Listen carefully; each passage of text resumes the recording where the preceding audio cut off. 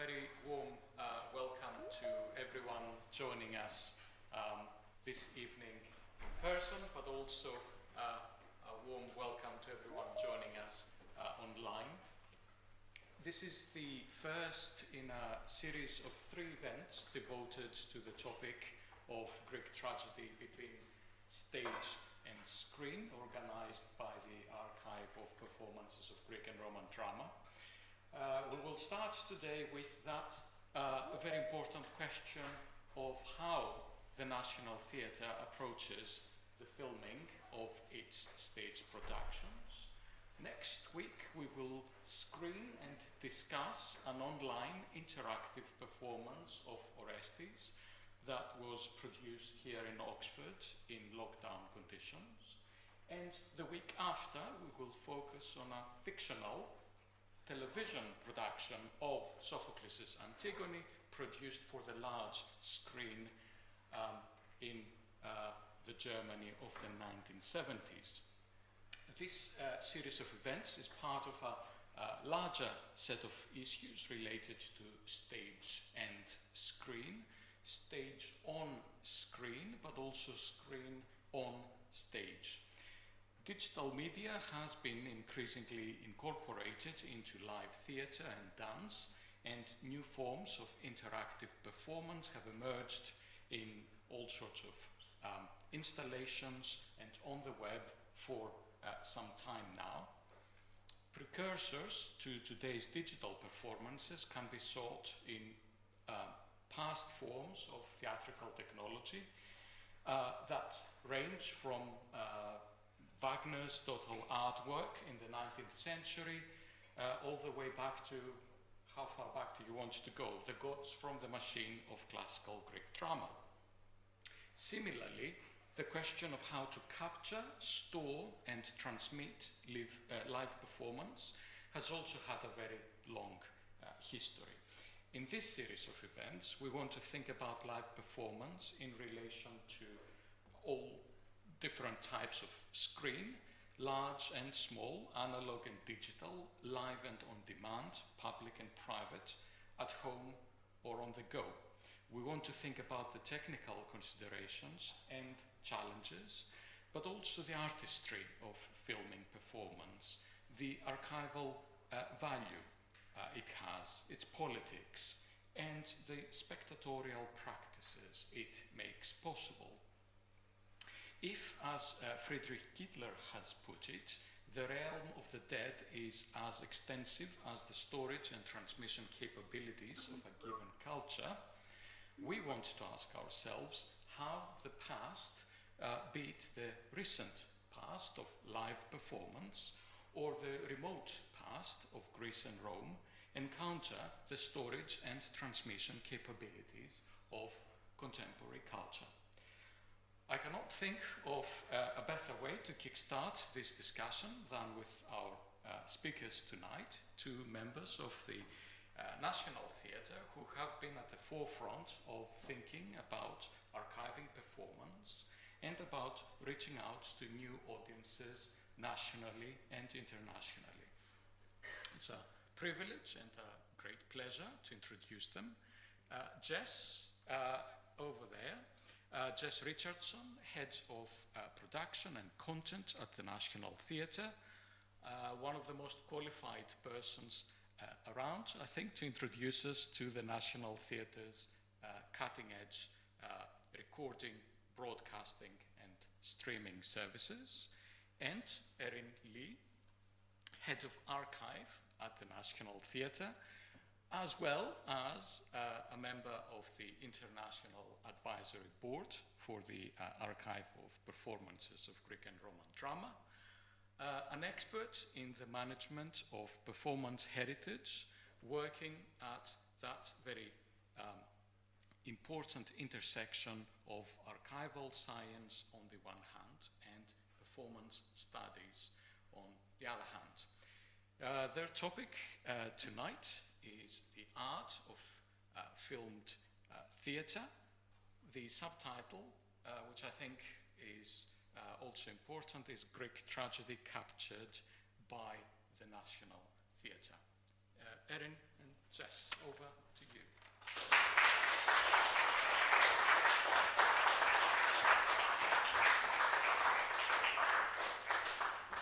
thanks so much, Pantelis, and thanks so much to the APGRD for inviting us to come and talk to you tonight. And hello to everyone online as well. I always like to acknowledge them. So we're going to give a quick introduction to ourselves before we get started. So I'm Erin Lee, I'm head of archive, and the archive has a mission statement which is to document and preserve everything related to the history and the productions at the National Theatre, and to interpret that history and share it as widely as possible. So that's what I do on a daily basis. So I'll hand over to Jess. Hi everyone, I'm Jess. I'm Head of Production and Content for the Digital Department at the NT. So I work across NT Live, NT at Home and NT Collection, as well as all of the digital content that the NT puts out onto social media channels and other areas as well. So I work, my team is a team of about 25 specialists who work across production, post-production, editing, animation, and we all work together to create the content for all of those platforms. Today, Erin and I are going to be speaking about film theatre both as an art form and for archival purposes, and how the technical and creative processes of capturing for these two different purposes can differ. We'll address these differences and go into detail about NT Live and NT at Home, including specifics on camera plans and scripting, as well as equipment types and post-production processes. And we're going to use Phaedra, Paradise and The Other Place as individual production case studies that are Greek tragedies. Let me just check. Hang on.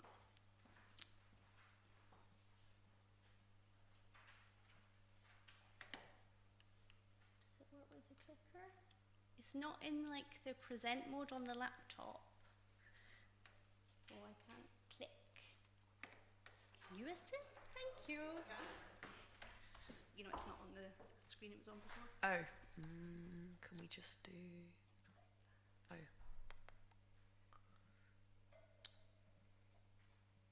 Oh, the expert is coming. Thank you.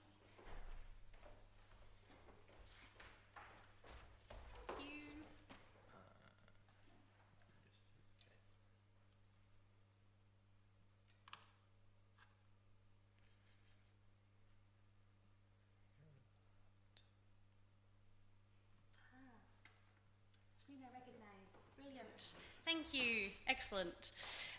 So I just wanted to start with some context, for those of you who might not be that familiar with the National Theatre. This is our mission statement and the banner under which all of our activity sits. So we believe that great theatre sparks imagination and brings people together. Every day we strive to make the world a better place through theatre, entertaining and inspiring audiences around the world, using our creativity, expertise and unique reach. We're your national theatre. You'll find us in theatres, in cinemas, in schools and online. So the emphasis there on cinemas, schools and online focuses on predominantly digital materials, and the recordings are the backbone of this content. So we thought that it would be useful to give you some context to recordings in general that the NT has undertaken over the years. When the National Theatre opened in 1963, the British Library audio recorded our very first production, which was Hamlet, directed by Laurence Olivier, with Peter O'Toole in the lead role. The British Library continued to audio record our productions right up to the early 2000s, when they stopped as we had begun reliably video recording our own work. These audio recordings can be accessed at the British Library and are a fantastic way of listening to performances that are otherwise lost to us. The NT has video recorded continuously since 1995, and I'll trot us through the history of this to give you the context for the development of NT Live. So the first video recordings of our work were taken by what was then called the Theatre Museum, which some of you might remember in Covent Garden, and these recordings are now part of the National Video Archive of Performance held at the V&A.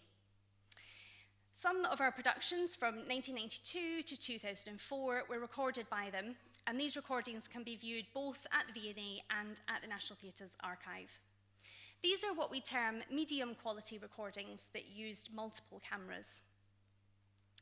During this time, around 95, the NT Sound Department started video recording our shows as well. To give you a quality comparison, this is actually the same production as you saw in the previous slides. These were recorded onto VHS and used a static camera. They also have the archive watermark running through every frame, and we term these low quality, as you can probably tell. From 2006, we started recording digitally, and the quality improves and develops, as you can see from this 2009 Time in the Conways through to 2016, The Suicide. For these recordings, we have both a wide shot recording and a 3-camera edit, and we term these good quality. These slides are actually from a recording quality document that we've produced for our researchers. You can see that the quality of a recording you might experience when you come into the archive can vary widely. And of course, if you were to watch an NT Live or an NT at Home recording, then you'd find that that's very high quality. So we find that it is helpful to share this information with researchers, particularly school teachers and students before they visit us, to make sure that we manage their expectations. And I can tell you there's nothing worse than having 60 school students come in who are expecting a cinema experience and they get a grainy VHS digitized version. So we try and make sure we tell people in advance. In 2009, NT Live was born, and more recently, NT at Home and enhanced archive recordings. And Jess is going to speak through these for you. We term all of these high quality recordings, and we're going to show you a reel of clips from Greek productions throughout our history, showing you the different qualities and recording styles that we hold. And this video is about 7 minutes, so get comfortable.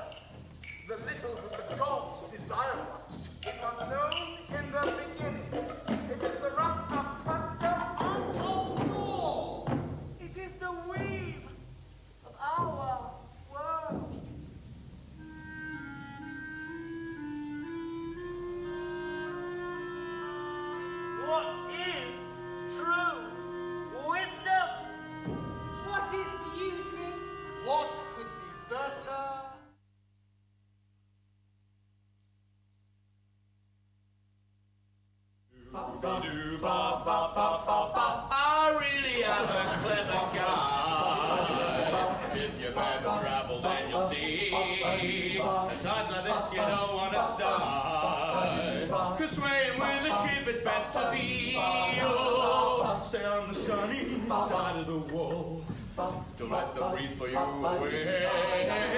Move with the times, roll like a ball. Then you'll live to see enough.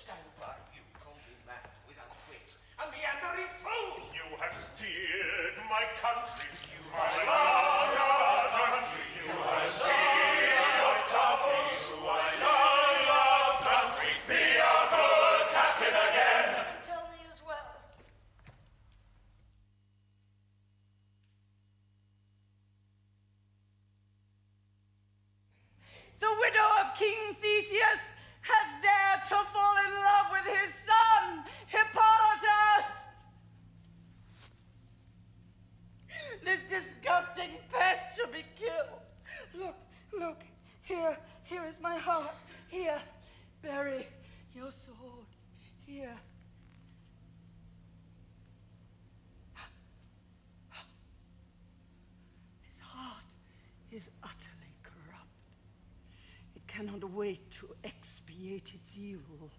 I feel it lifting to meet your stroke. Strike!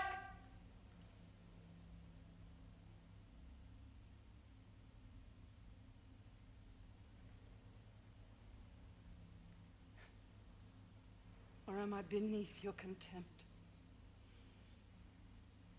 Maybe my death seems too light a sentence.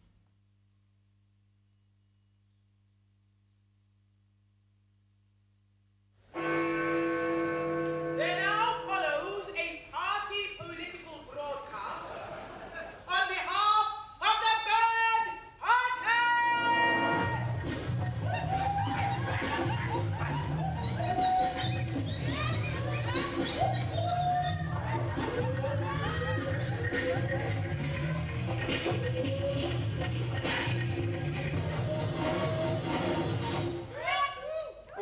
Now that we birds have received the empowering word and every verse end, let our praises be heard.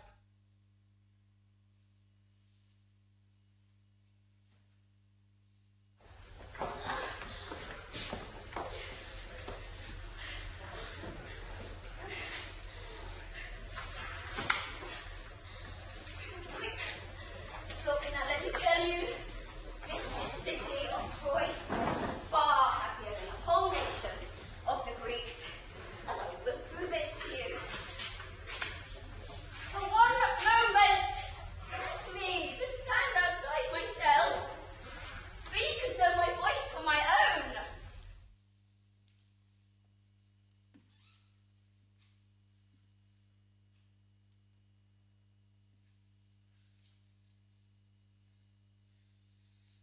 So I'll go on now to talking more about NT Live and NT at Home. So NT Live is an event cinema programme which began in 2009 with the inaugural live broadcast of Phaedra from the Littleton Theatre. NT Live to date has broadcast 104 productions into venues worldwide over the past 16 years, and these venues don't just include cinemas. Our releases are also screened in community centres, libraries, village halls, mobile screening rooms, pubs and care homes. NT Live began humbly as an experiment to see whether audiences who were unable to reach the NT stages at the South Bank would be interested in watching the work at a venue closer to them.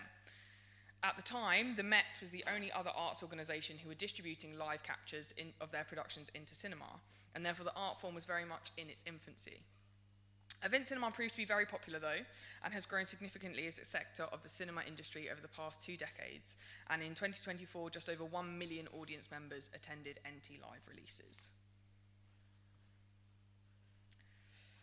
NT at Home launched as a streaming platform in December 2020 following the success of limited releases of titles onto YouTube into August earlier that year in a series under the same name. NT at Home currently has a library of 116 titles and over the past 4 years has amassed subscribers in 184 countries. In developing NT at Home, both the platform and the performance captures, we were able to apply many learnings from the experiences of filming theatre for NT Live and were able to rapidly evolve the filming and delivery process. The intention for both NT Live and NT at Home is to provide the viewer with the best seat in the house. And so our creative objective is to approach filming theatre always with the audience member in mind. So we're working hard to ensure that the capture tells the same story on screen as it does on stage. So producing NT Live and NT at Home. So the production process for NT Live has changed quite significantly since 2009. And in 2025, we have a few filming styles which we use for NT Live. Which filming style we use depends on the production and also the time available to work on the title, but each of our captures for NT Live have similar core elements. So these elements include the use of 6 to 8 cameras, most often positioned within the stall section of each theatre. We'll have 2 camera rehearsals ahead of a live capture performance, which is live line cut with live colour shading alongside a live 5.1 sound mix. And key staffing for NT Live includes a camera director, script supervisor, vision mixer, lighting director and sound supervisor, alongside technical personnel such as a unit manager, an engineering supervisor and a vision guarantee. The main responsibility for the role of the camera director is to create a camera plan and script each camera shot through the performance. And then these shots are called by the script supervisor over radio talkback to the camera operators, whilst the vision mixer actions each of the camera cuts. So immediately after the live capture, the live line cut, known as the program feed, is ingested and then prepared for mastering into a digital cinema package file. These files are then distributed to all our venue partners ready for screenings. So for NT Live, preparation is really key, as the live line cut is the final product that audiences will be watching in the cinemas. So this preparation includes extensive collaboration with the production creative team to understand all the decisions behind the details within the production to ensure that each area of the show is being honoured accurately on screen. So the most important part of that area, the most important part is the collaboration between the stage director and the camera director. So sharing the context behind the direction decisions, what are the asides that should not be missed on camera, or are there key props or set pieces that we should prominently feature? We control what the cinema audience can see. So unlike the ability to be able to look around all of the stage at any time when you're sat in an auditorium. So it's paramount that how the story unfolds on screen through scripted camera shots is showing what the stage director hopes the audience in the auditorium is also focusing on. For NT at Home, the production process includes a shorter production schedule of one camera rehearsal followed by a live capture, and that's on a 2-show day. But then it has a full post-production process.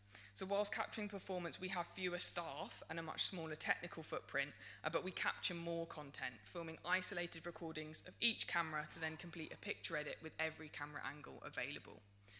An element that is consistent through NT Live and NT at Home is that we create a live capture that is filmed through just one performance. So the final product of each NT at Home capture is produced from the content of only the designated live capture performance. Following the picture edit, the capture receives a colour grade and matching stereo sound mix before being prepared for onlining and then released onto the NT at Home platform. NT at Home provides a fantastic space for our teams to trial new technical processes and equipment due to the financial risk of these projects being much lower. A particular area that has been pioneering for us is the use of non-racking cinematic cameras. So being able to increasingly understand how these cameras work best in theatrical lighting has resulted in us feeling confident in using the same cameras now for NT Live, which is a huge technical shift for an outside broadcast setting. Here is an example of a camera script, and this is for the NT Live of Dr. Strangelove, which we captured just a couple of weeks ago. And this is the standard format that most script supervisors will produce, and this is created from an annotated play script that the camera director will annotate. So the script supervisor will call shots during the camera rehearsal and live capture from this document, and the details of the camera number and shot style are important for the script supervisor to use to check that the shot has been cut correct when reviewing on the monitors in the gallery. So when a shot is cut to within a speech or an action can be really important to intensifying the emotion that we're hoping the audience is feeling as they're watching. We can create humour, we can create tension, we can create sadness, and depending on its timing and the style of the shot. So that's something else that is really important in the collaboration and how we can drive the narrative by the shots that we're choosing. And here's an example of a camera shot card. So this is also for the NT Live of Dr. Strangelove, and this document is produced by the script supervisor from the camera script and is broken down by camera. So each camera operator will have their camera shot cards attached to the rear of their camera, and that will ensure that they can follow the shot number whilst being clear on which shot they are responsible for. So here camera 1 was responsible for shot 4, shot 11, shot 16, and the note beside it is their sense check to make sure that they have the right thing in shot. So here we have a clip from the NT at Home capture of Paradise, and this section in the script is named as Sequence 6, when the women list their sorrows. It's roughly halfway through the play, and this clip is a split screen alongside the camera script to demonstrate the live camera cuts.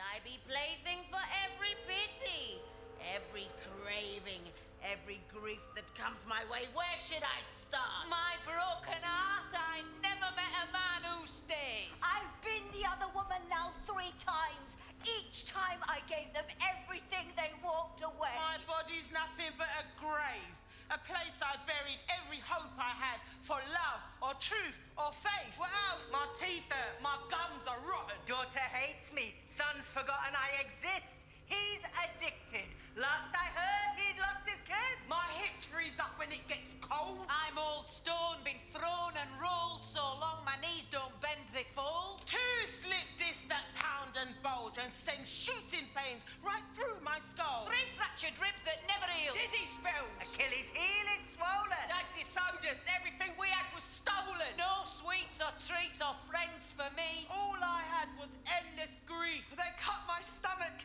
here to here and took my unborn child from me. They tied me up and left me out all night. I was a piece of meat. Happy now? Are we allowed a moment's peace?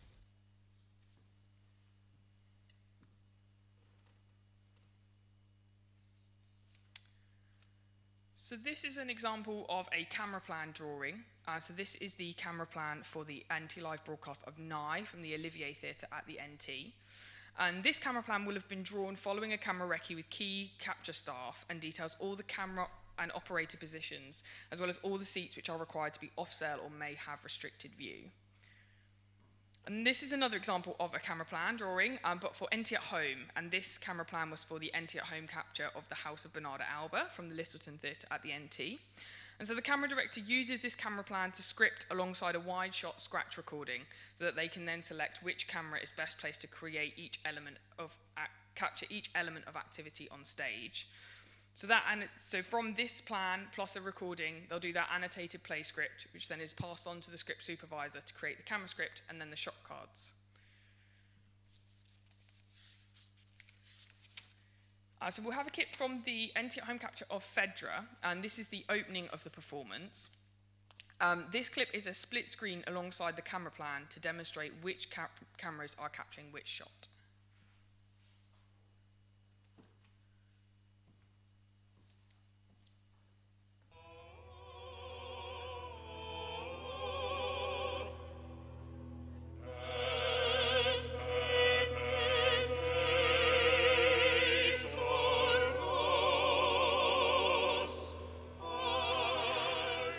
ولدي سفيان،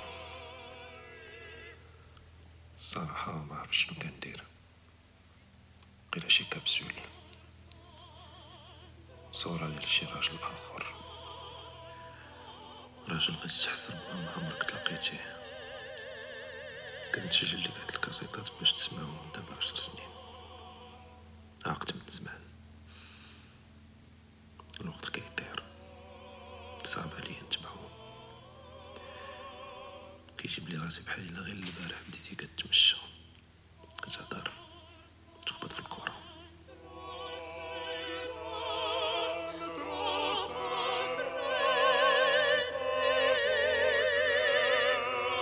God, this fucking weather, honestly. Excuse me? It feels like my shoulders are attached to my Are you ears. That's using how my tense credit I card? am. Have we got any Comte? Would you listen to yourself? Yes. What, in the fridge. swearing or the entitlement? Both. Yes, I keep am. getting these weird things popping Oh, up on my yeah, they're screen. called notifications. Are you I using can two turn them different off if bike you like. companies? Oh, No, yeah, I I had don't to. want The you to lime turn is them being an absolute cunt and kept throttling me, so I I would switched love to Human to Forest. pretend I understood a I mean, I single word of prefer that Human sentence. Forest It's- anyway, but their distribution, yeah, distribution. leaves much to be desired. Evening, shithead. Hi, stinky pants. What's new? My usual response Hi. would be good. I mean, I just got back Hi. from fucking your mother, Oh, but in this Declan case, you happen prefers to be Human my own Forest. mother. So. Oh, yeah, me too. So, I'm sorry, is there a metaphor that I'm missing? Some kind of innuendo like the human centipede? What or the something? fuck? Forest, it's a never bike mind. company, a bike rental company. Oh, I see. Hello.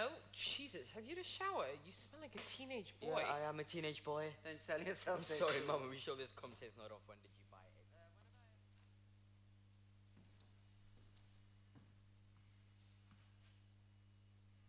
And then finally, this is a camera plan for the NT at Home capture of The Other Place. And we're going to next look at a clip which is a multi-view feed, so that shows all of the cameras that we captured on at the time. And this is the type of feed that we'll see in our gallery when we're capturing for NT at Home.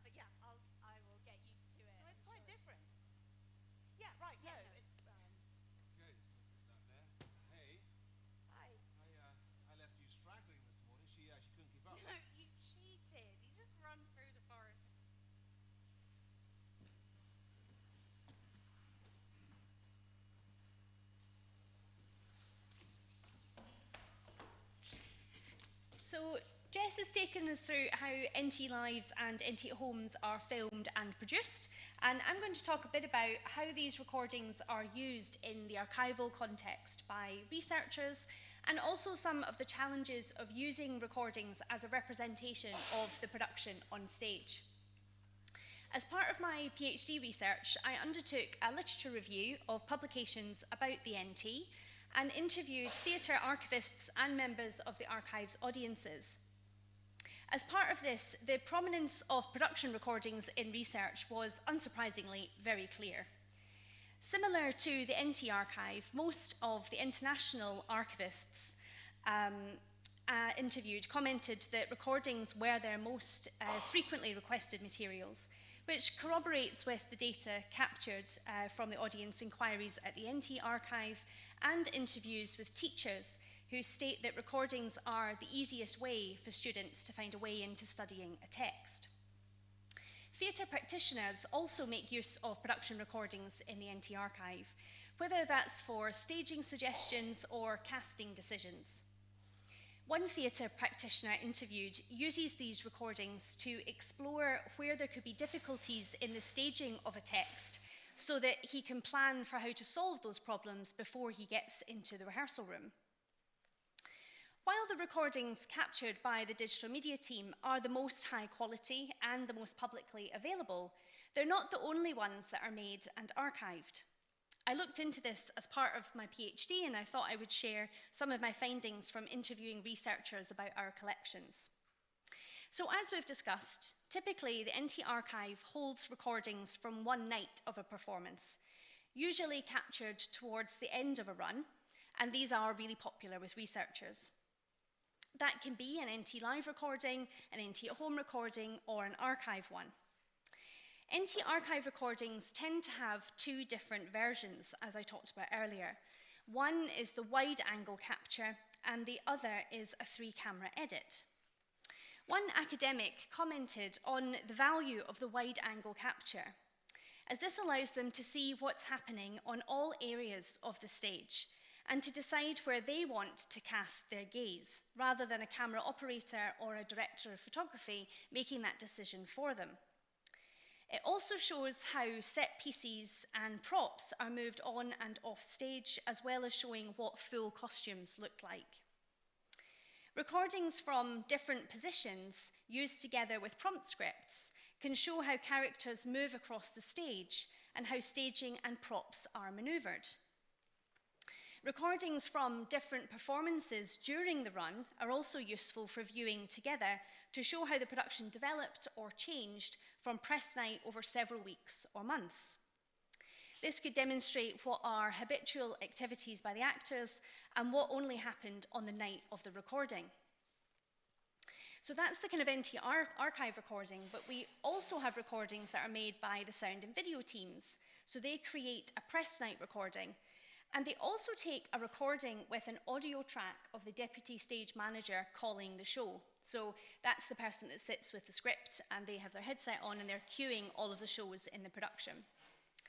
Also, the lighting department capture a VOR recording, which I know VOR is a strange term, is the name of the software that they use, so I don't expect people to know what that is.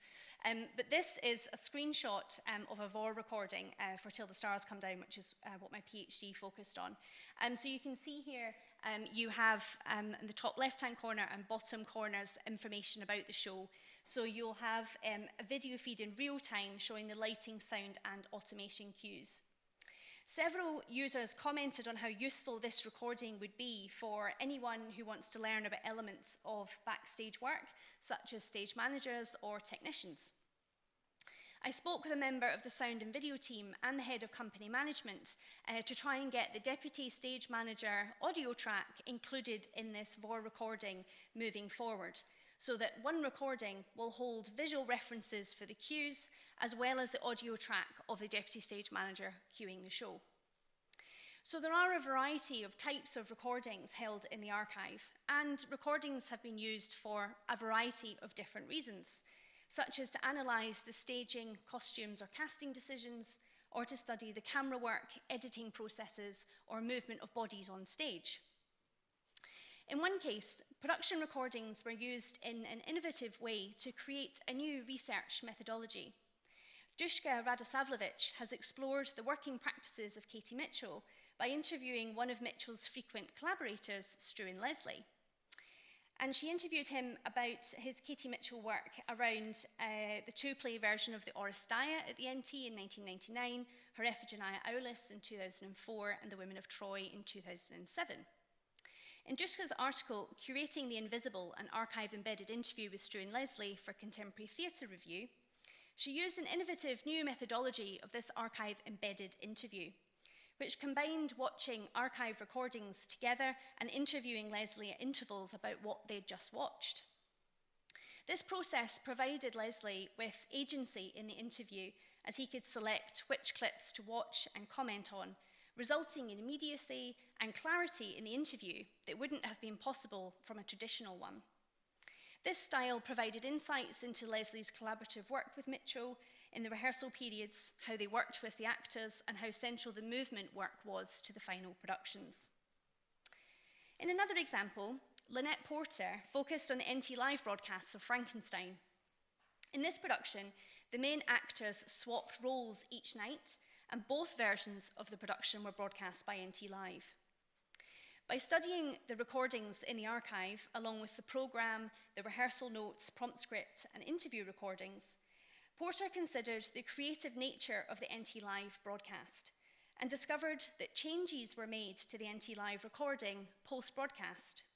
These changes included technical fixes in the live feed, making the two recordings the same length, and substituting the original wide shots from the live feed with close-ups of the actors. All these changes make the resulting NT Live recording, which is used for encore broadcasts, more like a film than a live stream.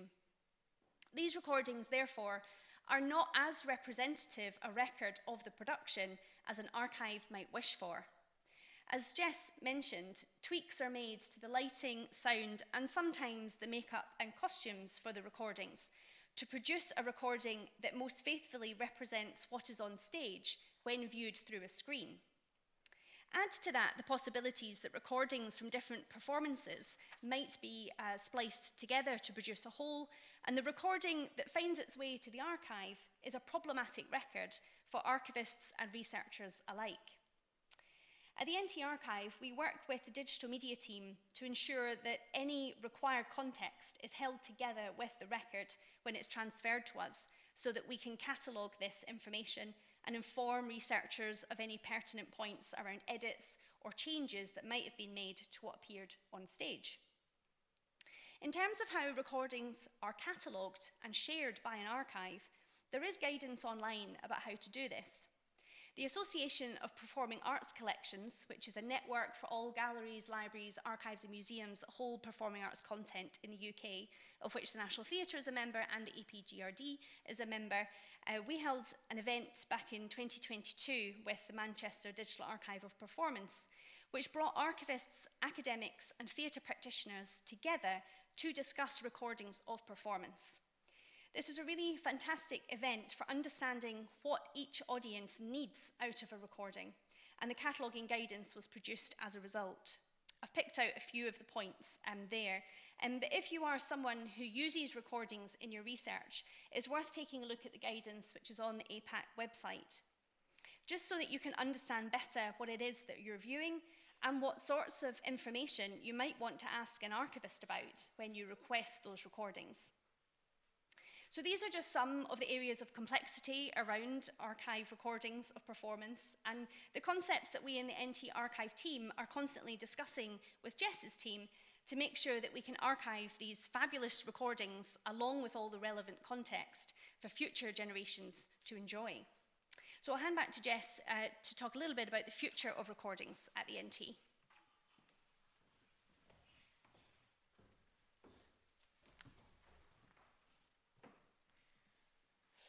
It will likely come as no surprise the NT would like to do more filmed recordings.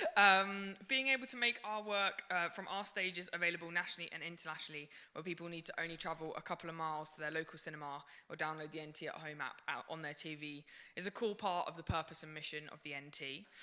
On the screen shows some of the fantastic co-producers NT Live and NT at Home have been able to work with to truly showcase the best of British theatre. Being an art form which is heavily influenced by technology, much of our future innovation will likely stem from the development of camera equipment, as well as broadcasting facilities and post-production software. Included in this is also the controversial use of AI and how the art form might benefit from its wider use. We're proud of our plans to continue to film theatre that showcases a diverse range of stories and storytellers, and to then be able to share this work in increasingly accessible ways. Thank you very much.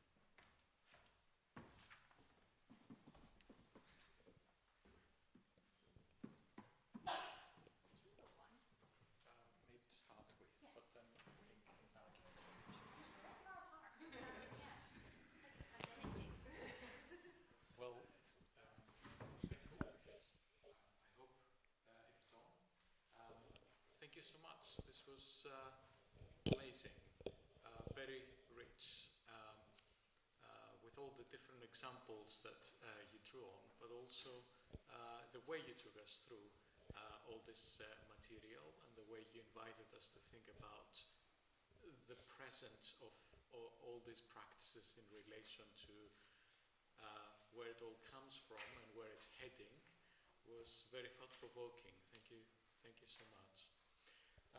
So we have approximately half an hour for questions, and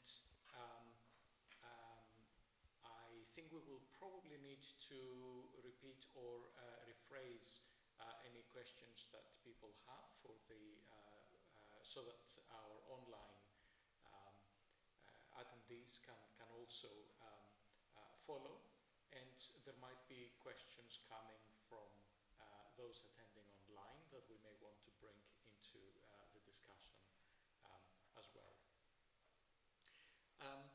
I think I would like to get started, if that's okay, with a question that has to do with specific examples of productions from earlier periods that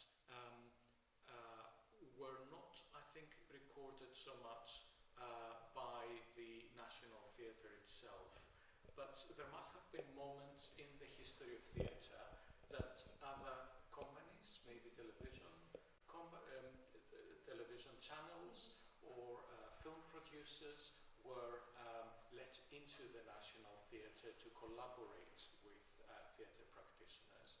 And I was wondering if there are any examples of that kind that would perhaps complicate the history. Yeah, absolutely. I actually got an email about this today, so I've checked my catalogue, which is very handy for this question. Yes, we have. Quite a few of those happened in the 80s, so Peter Hall was quite interested in how the National Theatre might be able to work with television and producing companies. I mean, one of our earliest was Othello in 1964, so Laurence Olivier had his own production company, so there was a film version of the 1964 Othello that was our production but on the Old Vic stage. But one that's most pertinent to this group is the Oresteia in 1981, so Peter Hall's production that was broadcast on Channel 4. And we have a few productions that were done on Channel 4 in those early 80s. And then we had quite a few, probably about 7 or 8 BBC productions throughout the 90s. And then more recently, I think Love was probably the last one that we put out on the BBC. And we obviously had the 50th Gala that was broadcast live, which was in 2013, and that was a sort of gala performance taking you through all the decades of the National, and that was broadcast live on the BBC. But that's the biggest one we've done in recent times. We very much are looking at obviously doing that work internally. But yes, and it's quite then a complicated issue for the archive because we don't own those recordings. So they're BBC recordings or Channel 4, so we don't actually hold them. So people might see clips on YouTube of them or something like that. We don't hold that footage because it doesn't belong to us. Which is a bit of a shame that it doesn't live in our archive, but that's how rights work. So they'll live at the Channel 4, or live at the BBC archive. Yeah. Thank you. Yes. Over there, please. Yes. Thank you so much for your talk. It was so interesting and insightful. I had 2 questions, if that's okay. The first one is to do with, particularly with Greek tragedy. Do you think there are any challenges or tensions between kind of live performance and recording that's specific to that genre? And my other question was to do with whether you have a measurement or any data on how the digital content of the National Theatre is changing the demographics of your audiences. We could answer the ones that aren't our area of expertise, just yeah. for fun. So for your first question, I think Paradise is actually a really good example of that. So Paradise was the second production that the NT staged coming back from the pandemic, and it was when the Olivier had been converted to be a theatre in the round, which it isn't traditionally. And so there was in one of the areas within the Olivier, there was a huge piece of set built off of it, which was basically where the chorus, not that they were kind of particularly labelled as that, but the chorus were housed pretty much for the entire performance. And they did a lot of action within that space, and whilst there was kind of key activity happening in the main area, they were continuing to kind of work across that space. And that's kind of one of the challenges is, you know, as you're sat in the auditorium, I could have just watched the chorus the entire show. You know, they'd have hopefully not. Ian Rickson would have preferred us to not do that. But so that is a challenge because as an individual where your eye is drawn when you're sat in an auditorium, it could be to watch that activity because you're more interested in how those people are interacting. So that is something that we do have to kind of factor in. I think if you do watch the full-length version of Paradise, there's one camera which we use in that capture called a Furio, which is a tracking camera. So it's on a piece of track and it's controlled by foot pedals, actually like driving a car. And it slowly moves around edges on a piece of track. And that is a really nice piece of equipment to use when you're particularly trying to encapsulate that so much activity is happening in a space. And so in those shots, in that capture, it really feels like you're watching the whole world of the space, which is a really nice use of it. So I think that is something that we do have to factor in. The second part of your question, just repeat it for me, I'm so sorry. The second question or the second? The second question. Oh, the second question was to do with whether there's data or measurement on kind of how audiences are changing in response to the National Theatre's digital content. Mm-hmm. Yeah, so certainly for NT at home, it's a much younger demographic that watches our shows than who attend on the South Bank. Similarly, people who watch NT at home and watch NT live, majority of them have never come to the South Bank, which is the kind of the big key thing for us. It means that we're enabling people who wouldn't otherwise travel to London to see some of the work and hear the stories. So yeah, we're increasingly kind of seeing that data and finding out more information about our audience groups. But yeah, certainly our digital presence is seemingly more attractive to younger people and bringing younger people to the NT's work. Can I just ask a follow-up question? Which is about, I know when NT Live started, there was a lot of concern that it would stop people buying tickets to live theatre, but I think we've found that's not the case, and actually encourages more people to go to live theatre because they've been inspired by seeing it in the cinema. Is that right? Yeah. Yeah, so there's particular kind of case study shows which have shown that after the live broadcast, they had their biggest sales day, the day after the NT Live. But yeah, I think because cinema tickets are cheaper than going in person, and you do get a great seat, not somewhere way in the back for £25. So it means that if you're not sure whether you like theatre, you're willing to risk £15, £20 at your local cinema to see whether you like it, and then you might go and buy a ticket in the house. So yeah, it's a more accessible way, it's a friendlier way. People understand, people are confident going to their cinema rather than necessarily a theatre, which might not be a space for them, that they feel that it isn't a space for them anyway. And encourages people to then come to the theatre afterwards. And in relation to the first question, I was wondering if there is anything about tragedy or comedy, Greek tragedy or Greek comedy that raises questions for filming that perhaps are specific to that type of theatre.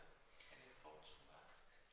I think it kind of comes back to those shot choices and when you're cutting camera shots, because that really can change the mood of what you're watching. If there is something that's that's meant to be something funny happening in a corner, and you've got a camera that does a slow pan to reveal the gag, that's going to land much more humorously than a fast cut to see it. And similarly, some of those moments in in Medea that we saw, that jib shot which just pulls out and you just watch her character just be alone crying, that really, it intensifies the moment. So if you want to make someone feel really alone on that stage, you can choose a shot that really pushes that feeling. So I think it's thinking really carefully about the shot choices and leaning into the emotion that they're trying to create on stage, and what's the shot that complements that, and making sure that kind of we're doing that successfully. And I think, do you want to say a bit about how the director of the play is involved in that decision or not? Yeah, so they can be quite heavily involved at times. It's a very collaborative relationship, and when we do those the playback screening for NT Live after the first camera rehearsal, we sit together and we note it. So we sort of sit in a room like you all are now and watch it on screen, and we note it together and we say, this didn't work, that didn't work, this needs to be wider, this needs to be quicker, this piece of set we need to not see. So if there are certain things about, Erin, when you were talking about it's how the story is represented, it's about how the stage director wants the story represented on screen. So you can't see all the moving parts all at once, but that's because they want you to focus on the key storyline. So yeah, they're really involved. And to the point where sometimes they'll say, this joke in the show never lands. How can we make it land for the cinema audience? Or we had one recently which was in lots of the reviewers couldn't understand the relationship between two characters. And one of the big notes from the stage director was, how do we help the audience understand how in love these two people are? Because in the auditorium, these reviewers are suggesting that that's not clear. So we can, it's helping the stage director to kind of find ways in which they, present us with these things of how do we do this, and then we provide options.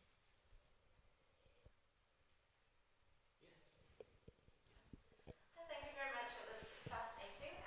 So Erin, you mentioned doing a PhD, and I was just really interested in what both of your kind of educational and professional backgrounds are that got you into these fantastic jobs. So I am 2 months away from submitting my PhD. Way! I'm in year 7. I'm currently doing a PhD on how we archive performance and process at the National Theatre. So it's very connected to my job. And I'm doing that with the Royal Central School of Speech and Drama in London, where I feel like such an imposter because I don't come from a theatre background at all. But it's a really exciting piece of research. I've been embedded with a production from the writer starting writing in 2019 all the way through to the production being on stage last year. And we're finding lots of different ways of archiving process, which I'm really excited about. But I read classics at Corpus, just down the road, so it's really nice to be back here. I never in a million years thought I'd be back here as an archivist, of all things. So I did my degree. I then did a graduate library traineeship in Cambridge at St John's, and then I went to the States and I got a master's in library and information science at Syracuse University in upstate New York. And when I moved back, I applied for lots of jobs, and I got an archive assistant position at the National. I had actually been to the National once before that I didn't realise, and then I found the programme in the archive, and I was like, oh right, I have been here. So that's how little I knew about theatre, and I really got the bug, and obviously now doing a PhD at a drama school. So I've been at the NT for 12 years, and it's just a fantastic place to work. Sort of no 2 days are the same. Mine's definitely less academic, to just prepare everyone. So I studied technical theatre arts at the Guildhall School of Music and Drama, straight out of school, and I studied stage and production management, and then from there went on to do stage management and production management freelance roles, so some opera stage management, some magic, some circus, some West End stuff, things with Delphont Mackintosh, Opera Australia. And then I went on to work at the Roundhouse, where I got to work on a real kind of eclectic mix of work. Big one was, as it was back then, the iTunes Festival, and then briefly Apple Music Festival. So getting to work with them on how they captured their performances live to their to iTunes at the time in the app. And then also through that period, there was a lot of proms that were done at the Roundhouse, lots of the kind of contemporary proms. So I did a lot with radio broadcast. And then, almost 8 years ago, joined the NT as a production coordinator. And then, since then have kind of interviewed for jobs and worked up to head of production and content.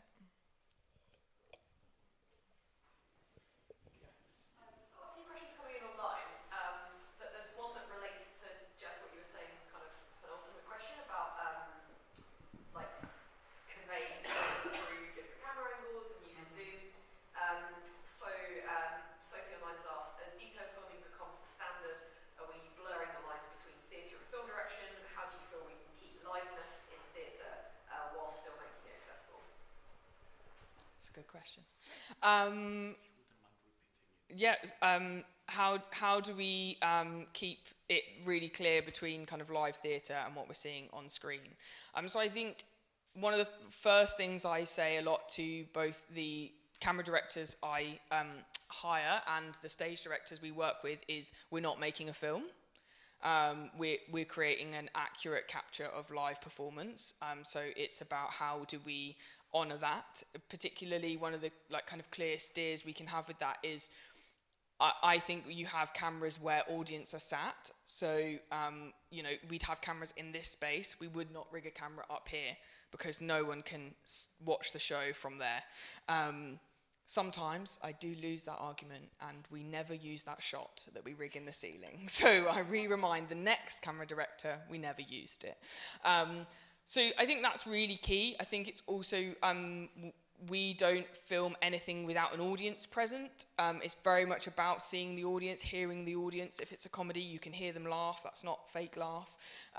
If you hear them aghast, you can hear them gasp. Some of the more interactive shows, you see them up and dancing, you see the standing ovation. One Man, Two Governors, you see them pulling people out of the front row of the audience. It's very much about the cinema audience being an extension of the theatre audience, and it's about how do we keep using those little things as vehicles to make that really present. I think the other thing is again kind of comes back to shot choice. So we don't tend to, unless there's a really specific creative choice, we tend to stay on a mid shot or a cowboy. So a cowboy is here, where your pistol would be on a cowboy, or a little bit tighter if that looks odd on kind of the person's perspective within the set. Sometimes we'll come really close, but that will tend to be as a request from a stage director of I want that incredibly intense and really, really tight. I think the other thing that we also rarely do is ask people to say any lines down the barrel of the camera. So when the cameras are in the auditoriums, none of them have their tally lights on, which is the little red lights to show that they're recording, so the company on stage can't tell what camera is on shot. So I think that's also really key. They can't suddenly deliver the aside to a camera and make it comical and a bit Fleabag.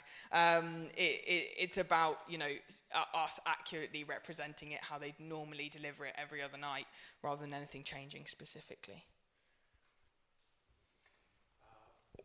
Yes, if we can take a question from the back there, please. Yeah. Yes. I just wanted to believe recordings are at the British Library, and there's also an app. And you also mentioned that some of the recordings were available at the same time as a live. Did you, as I understood, you said that there were some recordings that were broadcast at the same time as the same sort of week as the live performance program. Did I understand that correctly? So I just wanted to ask about the sort of archive. Are they all equal? Are all of the recordings, is it equally easy to see them at the the British Library, or are they all accessible through the app, or is there? Sorry, I hope that makes sense. I'm with you. Yeah, so this is a question about sort of how do you get access to the recordings.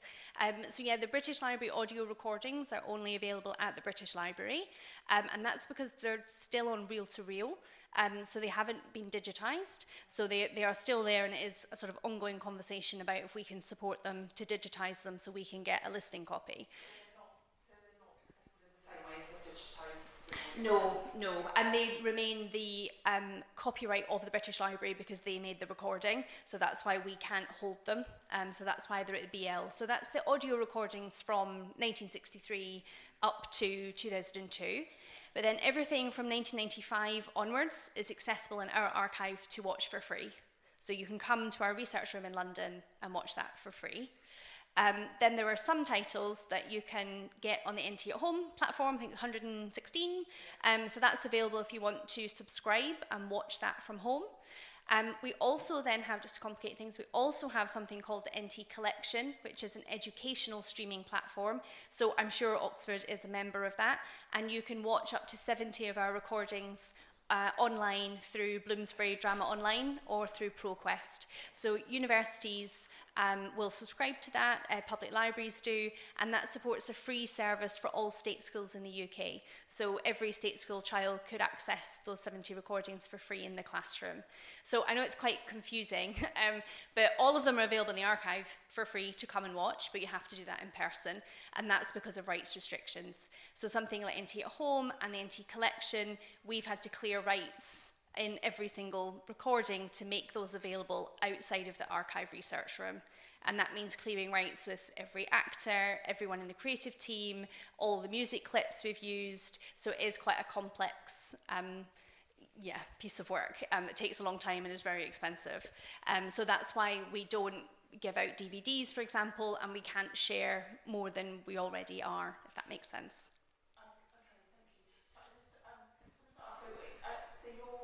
The archive of the National Theatre, are they all digitised? Yeah, they're all available. Yeah, so you can watch them. You get like a PC to yourself and noise cancelling headphones, and you can watch it. And you can book in to visit online on our website. Wow, okay, thank you. Yeah.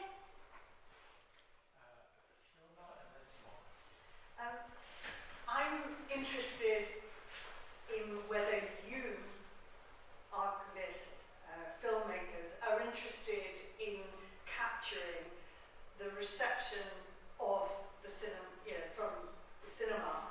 I noticed you talk about the cinema audience, but I'm sure you hear all the time that the cinema audience absolutely forget that even though they're watching NT Live, it's not a live screening. And also, at the end of it, in my experience, people applaud. And it is so interesting. And I suppose not only are you capturing it, because I think from a research perspective, that is so interesting in terms of how, temporalities have collapsed, space has collapsed. And I mean, thank you so much, Jess, for telling us how and what you're thinking about. But that kind of illusion of active participation is something that, well, until I experienced that, I'd seen opera live stream and people did not applaud, which is very interesting. Well, I think maybe because they're filming in a very different way. The fact that you're breaking the frame, as you say, as you film, you're filming a process rather than any kind of product, which I think maybe the Opera House is trying to do. And so, does that interest you?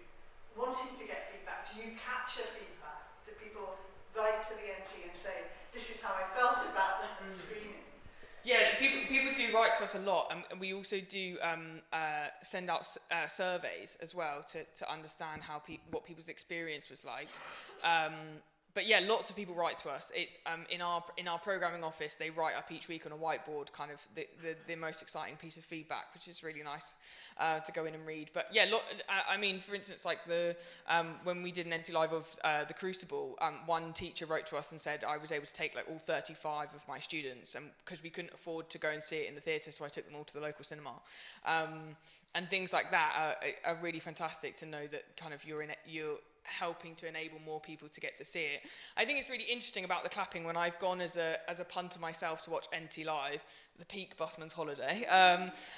It's such a joy. It's such a joy to be able to see people really feel like they're in that space with them. And I think partially that also kind of comes back to that thing of how we're not making a film, because you don't tend to, I mean, other than the first Mamma Mia, I've never seen people clap at a film. So I think that's really, it kind of says something about the atmosphere we create, which I feel very proud of, that we do extend the audience in that way. And yeah, and it is very, I love talking to people who go and watch our shows and what they get out of it, and also interesting when it's people watching internationally as well, what their experience is like, you know, what places keep the interval in and where they don't, and little things like that where it makes it feel slightly more theatrical. It's really fascinating, and we do try to hear from audiences. And I suppose that will be transferred into the archive. You know, whatever you have that's physical from that, will come to us. I think one thing we did do during the kind of pilot NT at Home that was during the pandemic, where we streamed every Thursday for 16 weeks or something, a new show on YouTube for people to watch around the world. We were all watching that first Thursday night, and I got a message from our chief marketing officer saying, Twitter is exploding, like we're trending like third in the world. Like, what are you doing to capture that? And I'm like, oh my God, how do I capture Twitter? So we used something called Twitter Archiver, and we captured a lot of the tweets around all of the NT at Home captures, sort of following particular hashtags. Because obviously it was during the pandemic, it was a very unusual time, and people were engaging in very different ways with content. And it was the first time we'd ever, streamed. We didn't know how successful it would be. I don't think we really thought it would be as big as it ended up being, which is fantastic. But we did manage to capture that off of social media. And I think another area that's sort of connected, that's come out of my PhD research as what researchers are interested in. One is the development period of a show, which is what I'm researching, but the other is that audience reception, and also the idea of institutional dramaturgy. So what is the National Theatre doing and telling its audiences, particularly around NT Live? So what are the interval films that we put in, or what's the introductory film? How would that have impacted the audience differently if they put it in the interval as opposed to at the beginning of the play? Does that affect how you think about a particular character in the second half? So all those kinds of questions are quite prevalent in sort of academia at the moment, and that's an area that we're not necessarily archiving very well, and it's not within the parameters of my PhD, so it's something that, once I'm finished, that is on my list, that we want to start talking to marketing and our data studio about how are we capturing that information, and audience reception even in the theatre as well. That's not something that's very easy to capture. So how do we do that better, and how do we do that better for our international audiences as well? Okay, I think there is time for two more questions, as Simona has been waiting very patiently. And Oliver. My question overlaps with other questions that have already been asked and what you told us. But I wanted to know in what sense that is a recording for the archive different from the recordings that you put together to watch these productions at home or in a cinema? Because it was clear to me that when you talked, you did say that recording for the archive is actually different. So in what sense is that different? I'll take that. So if we're doing an archive recording today of a performance, that tends to be 3 camera angles from the rear of the stalls. and that will be one wide shot, which tends to be a fixed wide, kind of as wide as your like aperture of the performance is, and then 2 shots which are cross-shooting, sort of chasing group shots, basically. So you won't tend to have too many singles, as in like one person in the frame. It'll tend to be group shots, and we tend to also be a lot wider, so a lot bigger than your mid shot. It's just to be able to capture groups. It's to basically be able to add more detail to the archive recording, but as Erin spoke to, the fixed wide also goes in as a solo recording as well. So someone could watch an edited together 3-camera archive or just the wide angle archive as well. And how that differs to NT Live and NT at Home is, for NT at Home and NT Live we have more cameras, and also the way we edit those, and we're very much editing for story rather than editing based on kind of fact of where the activity is in the space. So the cuts would probably be different, the edits would be different between the two, and also the other elements like the grade and the sound mix would be different for an NT at Home than for an archive recording too. So the users of the archive, you figure them as completely different from the people who actually watch displays at home, who could actually find it useful to come and consult this other version of the recording. So I think, just to clarify, we only take 1 recording for each show. So there'll be either an NT Live or an NT at Home or an archive recording. So we don't take an archive recording if there's going to be an NT Live or an NT at Home. Yeah. And now, I mean, there's not that many that just get an archive recording anymore. And that really is only when we know that we can't do an NT Live or put it on NT at Home. And that's normally a rights reason. Yeah, it tends to be a rights. So if there's a large rights holder to a particular play and we can't obtain the rights, that will tend to be the reason why we don't capture it for either NT Live or NT at Home. Yeah, no, I think that's the fact that you don't have many just one. Yeah. Well, I was going to ask something rather related to that, which is, so you don't any longer take a single camera widescreen, which would give people who are interested in ensemble, because this is particularly important, obviously, for Greek drama, that you can't trace the ensemble against the selections made in your recordings. Yes, this is a question about the wide shot and how we capture everything. So, no, but I would say we are now receiving the press night recordings from the sound and video department, and that will be a static wide shot. And they take that for every production, just for reference. So they will be sending that to the archive, so we will hold that. Yeah. They also do that every preview. I know they do, and then they delete them. No, but I take them. You've got them? Yeah, because it's really useful for camera directors. Right, yes. To see how the show changes to previews, because then they change the scripting. So you could Yeah. have every preview. I think the thing is, if you start to think about volumes of content, so we have to have a very strict retention schedule for the digital media team, because I think if digital media had their way, they would keep every file, which is enormous. And we, in the archive, have a very active digital preservation system, which is basically how we make sure digital assets are available in 100 years' time. So it's a piece of software that we use and we store in the cloud that has a large carbon footprint.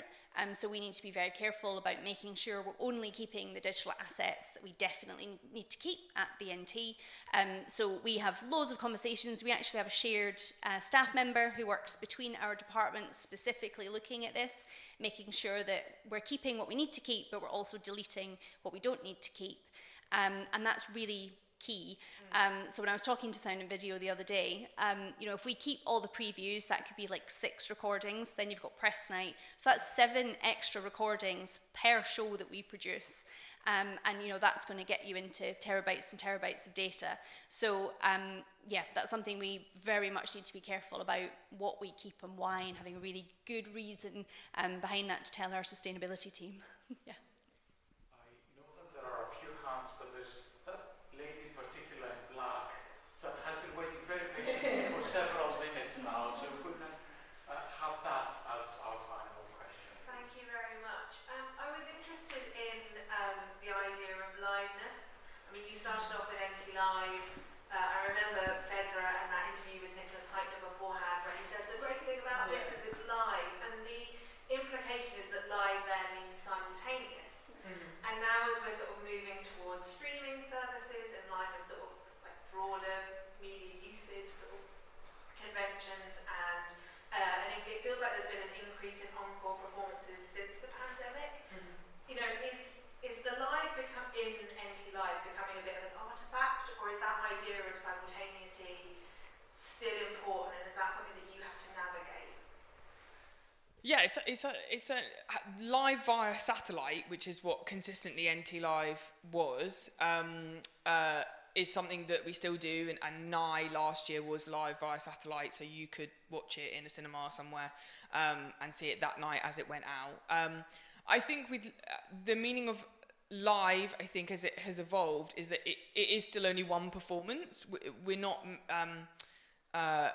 our house style is to take it from one show so that the audience member knows they are seeing, or everything they're seeing is from that show that night. They're not seeing an edit of kind of 5 shows together.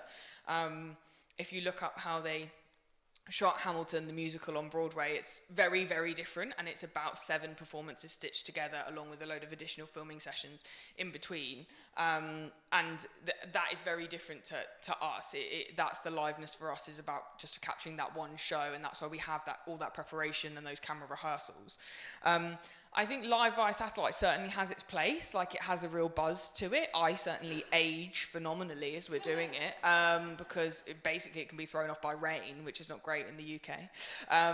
And one of the very cool parts about my job is booking time for a satellite above the equator, so I think there is definitely space for that. I think the thing that makes it quite tricky or limiting is that you then can only broadcast when there's satellite space. So you know, I would spend a lot of time talking to our satellite facilities and like broadcast providers to find out when there were gaps, and then if the only gaps you've got are not when the show's on, then suddenly you've dropped a show from your program because you can't get a slot with Telenor. So I think the evolution has been quite important to make sure that we are not limited by that, and we're still bringing a breadth in our program and the storytelling, and it's not just because of capacity of one kind of technical facility. But I also think it's nice to be able to do those live when we can and when it fits, and make a real opportunity of it, and make sure that there's a long lead time in preparing for it and things like that.